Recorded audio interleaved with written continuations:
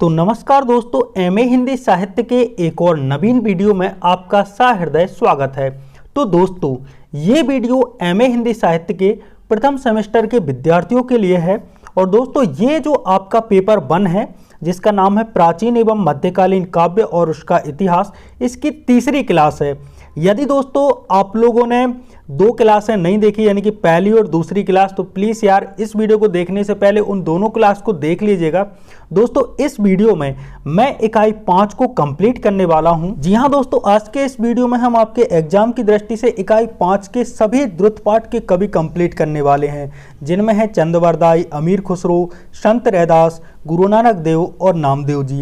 इन सभी कवियों को मैं एक प्रकार से इस वीडियो में कंप्लीट करने वाला हूं और आपके लिए 10 नंबर एक प्रकार से मिलने वाले हैं, क्योंकि दोस्तों ये आपके एग्जाम में तो आता ही। साथ ही मैं आप लोगों को बता दूं, ये जो पिछली बार जो एग्जाम में प्रश्न आए थे उनको भी मैं वीडियो के लास्ट में बताने वाला हूं। तो यार वीडियो को पूरा देखना, ऐसा नहीं है कि बीच में मैं कहीं बता दूंगा। हो भी सकता है कहीं पे भी मैं आपको पिछले वर्ष के प्रश्न बताने वाला हूं। तो दोस्तों, जानते हैं इकाई 5 के सभी द्रुत पाठ के कवियों के बारे में। सबसे पहले बात करते हैं संत रैदास का जीवन परिचय। जी हाँ दोस्तों, जो रैदास जी हैं, इनके जीवन परिचय को अपन सर्वप्रथम जान लेते हैं कि रैदास जी ने क्या क्या किया है। तो रैदास, इनको रविदास भी कहा जाता है, तो आप लोगों को कंफ्यूज नहीं होना है कि रैदास और रविदास अलग अलग हैं, ये एक ही बात है। 15वीं शताब्दी के महान संत, 15वीं शताब्दी के महान संत, कवि और समाज सुधारक थे। इनका जन्म 1450 ईस्वी के आसपास।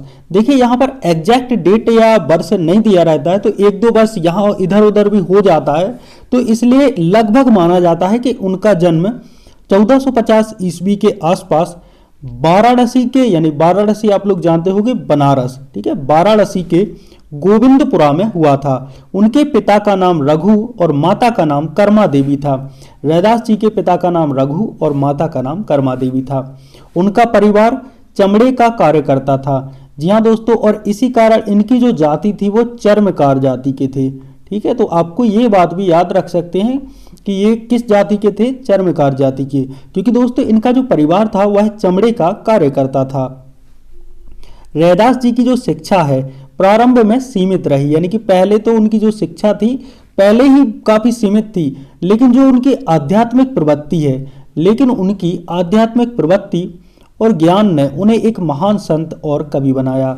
अब उनकी एक अध्यात्म को जानने की जो प्रवृत्ति थी और उनका जो ज्ञान था, इसके कारण वह एक महान संत और कवि बन गए। उन्होंने भक्ति आंदोलन को नई दिशा दी और समाज में व्याप्त जो छुआछूत है, क्योंकि उस समय पे तो छुआछूत चरम सीमा पर था, और जातिवाद, इन दोनों का ही उन्होंने विरोध किया। उनके विचारों में समाज के निम्न वर्ग को समानता और स्वाभिमान का संदेश दिया गया है। तो यहाँ पर दोस्तों एक प्रकार से जिस प्रकार उनके जो विचार थे, उसमें जो समाज के जो निम्न वर्ग के लोग थे उनको समानता और स्वाभिमान, इसका संदेश दिया जाता है। रैदास की प्रमुख रचनाएं। अब दोस्तों बात करते हैं रैदास की प्रमुख रचनाओं के बारे में। तो रैदास की प्रमुख रचनाओं में रैदास के पद हैं। ये रैदास के पद के रूप में संग्रहित है, जिनमें उनकी भक्ति, सामाजिक सुधार और आध्यात्मिक विचार स्पष्ट रूप से प्रकट होते हैं।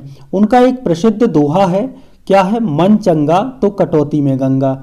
ये जो किसका दोहा है, ये रैदास का दोहा है, और ये आपने कभी ना कभी तो ये जरूर सुना होगा कि मन चंगा तो कटौती में गंगा।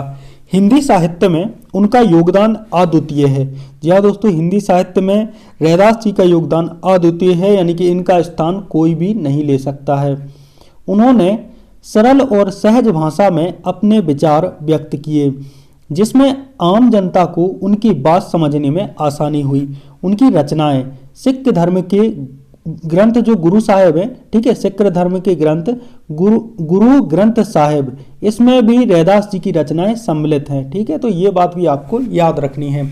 रैदास को संत और भक्त की उपाधि से सम्मानित किया जाता है। इन्हें एक महान संत कहा जाता है और यह एक महान भक्त भी थे। उनका निधन 1520 ईस्वी के आसपास हुआ था।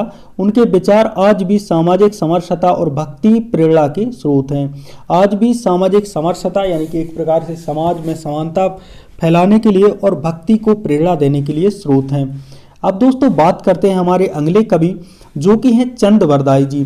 चंद का जीवन परिचय। चंद एक प्रसिद्ध हिंदी कवि और पृथ्वीराज चौहान के राजकवि थे। तो पृथ्वीराज चौहान जिन्होंने मोहम्मद गौरी से लड़ाई की थी, उन्हीं के राजकवि थे चंद। इनका जन्म 1149 ईस्वी में राजस्थान के लाहौर में, अब यह पाकिस्तान में है। जो लाहौर राजस्थान का था अब वह पाकिस्तान में है, तो अब पाकिस्तान में है। तो चंद जी का जन्म लाहौर पाकिस्तान में हुआ था, एक प्रकार से राजस्थान के लाहौर में हुआ था उस समय पे। इनके पिता का नाम विभूति रॉय था, जो स्वयं एक विद्वान थे। इनके पिता का नाम क्या था? विभूति रॉय, और जो एक स्वयं विद्वान थे और कवि भी थे इनके पापा। चंद ने अपनी शिक्षा अपने समय की परंपरागत पद्धति के अनुसार प्राप्त की थी, जिसमें संस्कृत और अपभ्रंश भाषाओं का अध्ययन उन्होंने किया था। तो चंद जी ने संस्कृत का और अपभ्रंश इन भाषाओं का अध्ययन किया था। चंद की सबसे जो प्रमुख रचना है वह है पृथ्वीराज रासो। जी हाँ दोस्तों, याद रख लेना, चंद की जो प्रमुख रचना है पृथ्वीराज रासो।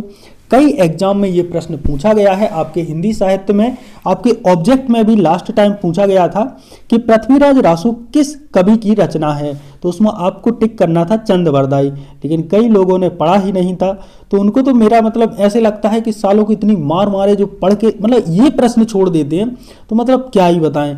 ठीक है, इसलिए पढ़ना जरूरी है। तो यार प्लीज यार, अब मैंने बता दिया है कि चंद जो हैं इन्होंने लिखा है पृथ्वीराज रासो, जो हिंदी साहित्य का पहला महाकाव्य है। अब ये बात इसलिए मैंने इतनी बता दी है, इतनी मारने की बात भी इसलिए कर दी है क्योंकि दोस्तों जो पृथ्वीराज रासो है ये हिंदी साहित्य का प्रथम महाकाव्य है। तो अब प्रश्न ये भी आ सकता है कि हिंदी साहित्य का पहला महाकाव्य कौन है, और ऑप्शन दे देंगे आप लोगों को 4 ऑप्शन, तो आप लोगों को टिक लगा देना है पृथ्वीराज रासो।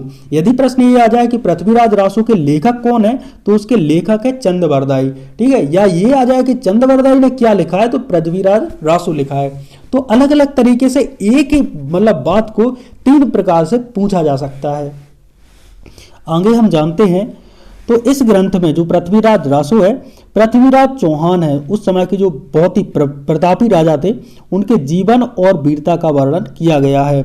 इस काव्य में राजपूत वीरता, प्रेम और युद्धों का जीवंत चित्रण है, यानी कि जीवित चित्र हमें देखने को मिलता है। एक प्रकार से चित्रण, उस समय देखो वीडियो वगैरह तो चलते नहीं थे, तो जीवंत चित्रण अपने काव्य के द्वारा ही वह दर्शा देते थे कवि। उनमें इतनी कल्पना शक्ति थी, उनके हाथों में इतनी मतलब दम थी कि वह अपनी कलम के साथ ही किसी भी युद्ध का वर्णन करना हो, किसी भी प्रकृति का वर्णन करना हो, उसका जीवंत चित्रण कर देते थे। आज के समय पर तो वीडियो चल गए हैं, तो जीवंत चित्रण वीडियो के माध्यम से हम आपको दिखा पाते हैं।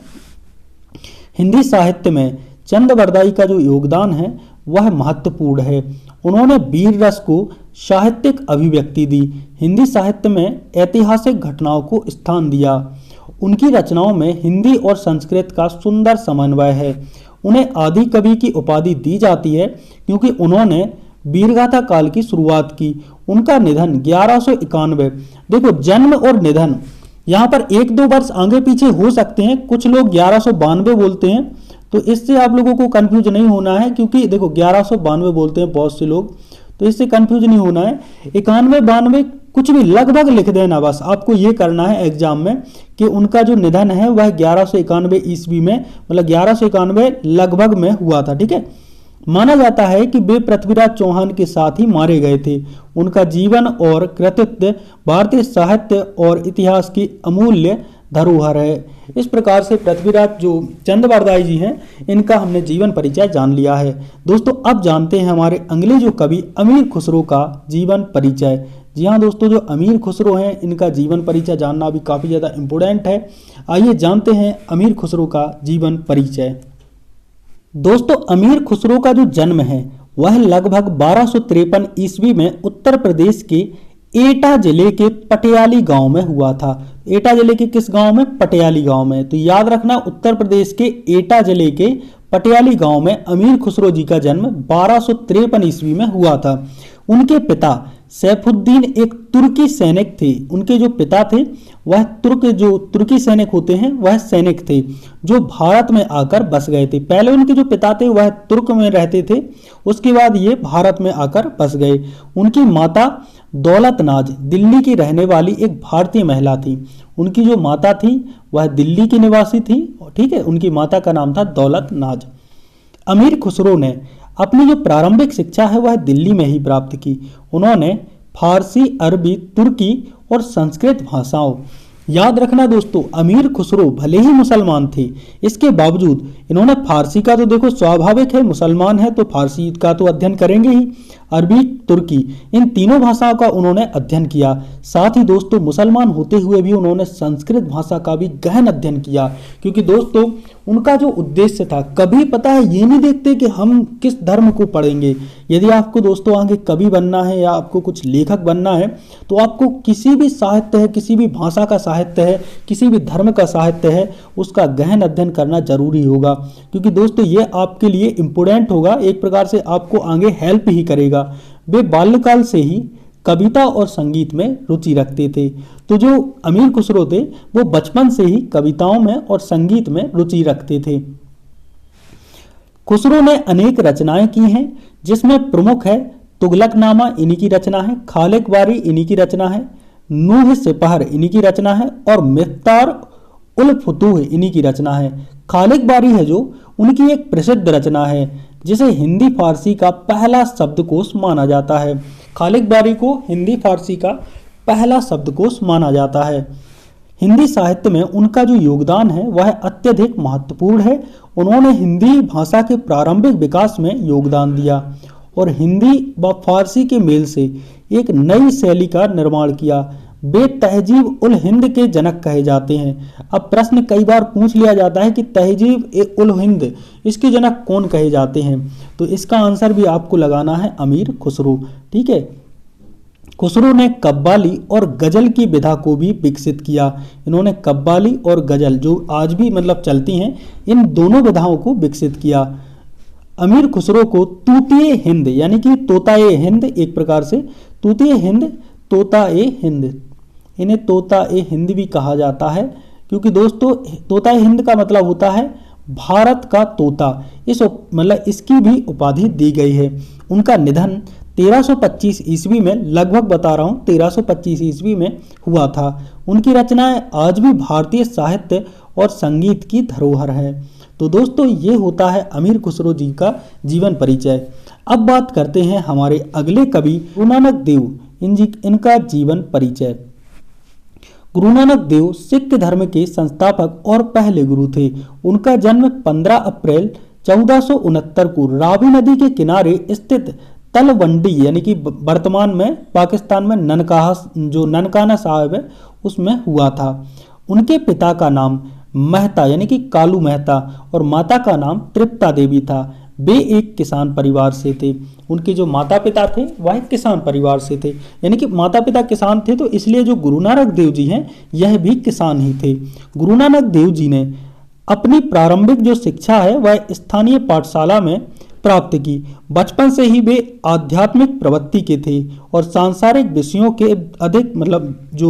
विषयों से अधिक धर्म, भक्ति, मानवता पर ध्यान देते थे। यानी कि दोस्तों जो आध्यात्मिक प्रवृत्ति के लोग होते हैं वह क्या करते हैं, हमेशा धर्म, भक्ति और मानवता इन तीन चीजों को लेकर चलते हैं। उन्होंने समाज में व्याप्त अंधविश्वास, जातिवाद और रूढ़िवादिता का विरोध किया। उन्होंने जो समाज में व्याप्त था उस समय पे अंधविश्वास, रूढ़िवाद और जातिवाद, इनका विरोध किया। गुरु नानक की जो प्रमुख रचनाएं हैं उसमें गुरु ग्रंथ साहिब, ये जितनी भी उनकी रचनाएं हैं वह गुरु ग्रंथ साहिब में संकलित हैं। उनकी बानी यानी कि बाणी में जपुजी साहिब और अन्य शबद यानी होता है भजन शामिल है। उनकी शिक्षाओं का मुख्य संदेश एक ओमकार यानी कि ईश्वर एक है और सभी मनुष्य समान हैं, ये कहते हैं हमारे गुरु नानक देव जी। आज भी उनकी इस बात को स्मरण किया जाता है। हिंदी साहित्य में भी उनका जो योगदान है, उनकी सादगीपूर्ण, देखिए हिंदी साहित्य में उनका योगदान उनकी सादगीपूर्ण, आध्यात्मिक और प्रेरणादायक रचनाओं के माध्यम से देखा जा सकता है। जो हिंदी साहित्य है, यदि उसमें उनका योगदान देखना है तो उनकी जो रचनाएं हैं उनको आप लोग देख सकते हैं। उनकी रचनाओं में भक्ति काल में निर्गुण भक्ति को बल मिला। एक प्रकार से ईश्वर सगुण ना होकर निर्गुण है। इसमें जो गुरु नानक देव जी हैं, इन्होंने निर्गुण भक्ति को बल दिया। गुरु नानक देव जी को सदगुरु और जगत गुरु की उपाधि से भी सम्मानित किया गया है। उनका निधन 12 सितंबर 1539 को करतारपुर, पाकिस्तान में हुआ था। उनकी शिक्षाएं आज भी मानवता के लिए प्रेरणा स्रोत हैं। आज भी जो गुरु नानक देव जी हैं, इनकी शिक्षाएं मानवता का पाठ सिखाने में उच्च कोटि की जो शिक्षाएं हैं वह मानी जाती हैं। तो दोस्तों अब बात कर लेते हैं पिछले जो साल जो प्रश्न आए थे, जो हमारे 2 नंबर के प्रश्न थे, उनमें था रासो परंपरा का परिचय लिखिए, अमीर खुसरो के व्यक्तित्व एवं कृतित्व का उल्लेख कीजिए, जायसी की रचनाओं के नाम लिखिए तथा रैदास का परिचय दीजिए। साथ ही अन्य जो तीसरा प्रश्न था, संत काव्य की 4 विशेषताएं लिखिए या नामदेव का संक्षिप्त परिचय लिखिए। नामदेव अभी हमने नहीं करवाया है, नेक्स्ट हम नामदेव ही करवाने वाले हैं। सूफी काव्य के 4 कवियों के नाम लिखिए और गुरु नानक देव के जो काव्य है उनके काव्य का परिचय लिखिए। और 5वां जो प्रश्न था उसमें था आदिकालीन काव्य के 4 कवियों के नाम लिखिए। इनमें आपको कवियों के नाम, उनकी रचनाएं, ये सब कुछ लिखना होता है, केवल नाम बस नहीं लिखना, सब कुछ उसका डिटेल करना पड़ता है। कम से कम 2 पेज आपको भरने पड़ते हैं। विद्यापति की काव्य भाषा का विश्लेषण कीजिए। इस प्रकार से हमारे ये प्रश्न पिछली कक्षाओं में पूछे गए थे। तो दोस्तों अब बात करते हैं संत नामदेव का जीवन परिचय। जी हाँ दोस्तों, संत नामदेव, इनका जीवन परिचय। संत नामदेव भक्ति आंदोलन के प्रमुख संतों में से एक थे। उनका जन्म 1270 ईस्वी में महाराष्ट्र के नरसी बामड़ी गांव में हुआ था। उनके पिता का नाम जो था वह था दामा सेठ और माता का नाम था गौनाबाई। यानी कि पिता का नाम क्या था, दामा सेठ, और माता का नाम गौनाबाई। नामदेव बचपन से ही धार्मिक प्रवृत्ति के थे और भगवान विट्ठल यानी कि विष्णु इनके परम भक्त थे। यानी कि जो संत नामदेव थे ये किनके उपासक थे, तो ये थे विष्णु भगवान के उपासक, और इन्हें विट्ठल देव मान सकते हैं अपन। नामदेव ने औपचारिक शिक्षा प्राप्त नहीं की, यानी कि इन्होंने कोई स्कूल वगैरह नहीं गए, लेकिन उनकी जो आध्यात्मिक साधना है और भगवान के प्रति उनकी भक्ति ने उन्हें संत बना दिया।